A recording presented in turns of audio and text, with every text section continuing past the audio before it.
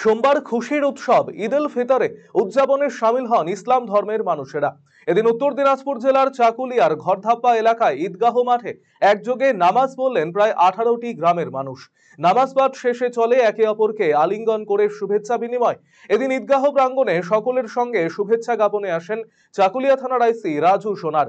মসজিদের ইমাম সাহেবের হাতে তুলে দেন পুষ্পস্তবক। উপস্থিত আনন্দমুখর মানুষদের সঙ্গে শুভেচ্ছা বিনিময় করেন। অন্যদিকে এদিন গোয়ালপুকুরের বিপরীত এলাকায় সকলের সঙ্গে ঈদের উৎসবে সামিল হলেন রাজ্যের মন্ত্রী গোলাম রাব্বানি। এদিন স্থানীয় জামা মসজিদে পরিজনদের নিয়ে নামাজ পাঠে অংশ নেন রাব্বানি সাহেব, করেন সকলের সঙ্গে শুভেচ্ছা বিনিময়। এদিন মসজিদে এসে মন্ত্রী এবং মসজিদের ইমামদের পুষ্পস্তবক দিয়ে শুভেচ্ছা জানান ডিএসপি সোমশুভ্র কাদরি, গোয়ালপুকুর থানার আইসি এনটি ভুটিয়া সহ অন্যান্যরা। এদিন সকলকে ঈদের শুভেচ্ছা জানিয়েছেন মন্ত্রী গোলাম রাব্বানি। আপনাদের চ্যানেলদের মাধ্যম দিয়ে আমি সবাইকে ঈদের শুভেচ্ছা।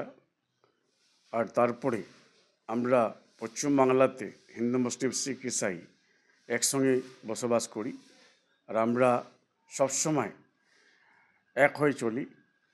এটা আমাদের মুখ্যমন্ত্রী মাননীয় মুখ্যমন্ত্রী মমতা বন্দ্যোপাধ্যায় বলেন, ধর্ম যার যার, উৎসব সবার। আজকার উৎসব ঈদের উৎসব। ঈদের উৎসবটা আমরা যত্ন করে ভালো করে পালন করি।